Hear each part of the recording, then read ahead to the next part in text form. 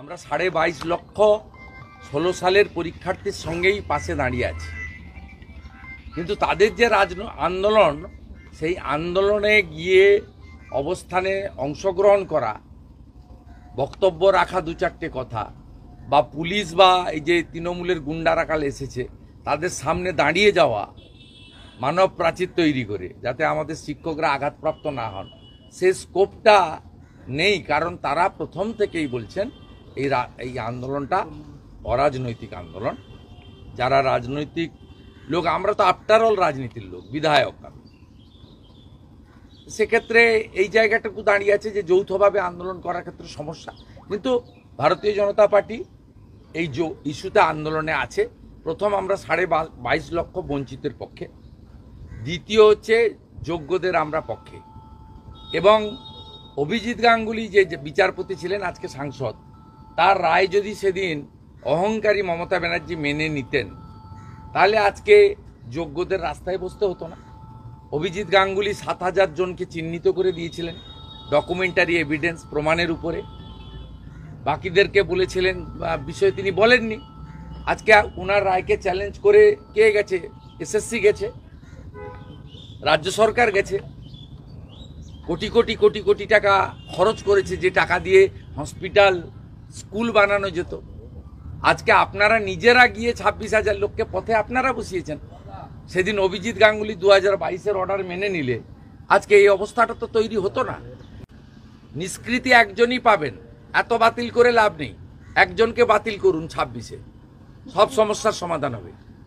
আর আমি কথা দিচ্ছি, বিজেপির আমি এখানে অন্যতম যারা নেতৃত্বের মধ্যে একজন, আমার পদ অনুযায়ী, ব্যক্তি নয়, এলওপি হিসাবে, আমরা বিজেপিকে সরকারে আনলে যোগ্য অযোগ্য 1 মাসের মধ্যে বেছে ওএমআর আপনারা পুড়িয়েছেন। কিন্তু সিবিআই গাজিয়াবাদ থেকে হার্ড ডিস্ক উদ্ধার করে বলে দিয়েছে কারা যোগ্য কারা অযোগ্য। পেপারস তো আপনার কাছে আছে। কিন্তু আপনি যাদের টাকা নিয়ে দিয়েছেন এবং আপনার পার্টির যে ক্যাডাররা, এমএলএর ভাই, এমপির আত্মীয়, কাউন্সিলরের ছেলে, এদেরকে বাঁচানোর জন্য তো আপনি আজকে এই নাটকটা করছেন, এই ড্রামাটা করছেন। সবাই দেখেছে, শুনেছে, জেনেছে। এটা বর্বরচিত, অমানবিক, হৃদয় বিদারক। ও সভ্য দেশে এগুলো হয় না। পুলিশের বেতন দিয়ে আমরা ট্যাক্সের টাকায় পুলিশকে এই কাজ করতে দেওয়া হয়নি। শিক্ষকদের জাতির মেরুদণ্ড বলা হয়। শিক্ষক শব্দের সঙ্গে একটা অত্যন্ত শ্রদ্ধার সম্পর্ক রয়েছে। তাই বিদ্যাসাগরের দেশে, স্বামী বিবেকানন্দের দেশে এই জিনিস কখনোই সভ্য সমাজে টলারেবল নয়। আমরা নিন্দা করি। যেহেতু অরাজনৈতিক আন্দোলন, ফিজিক্যালি তাদের পাশে সাথে দাঁড়াতে পারছি না, নইলে আমরাই হয়তো ঢাল হিসেবে দাঁড়িয়ে যেতাম পুলিশের সামনে। আমাদের 2 তরুণ নেতা, কৌস্তব বাগচি, সজল ঘোষ, সন্ধ্যে 7টায় গেছিল।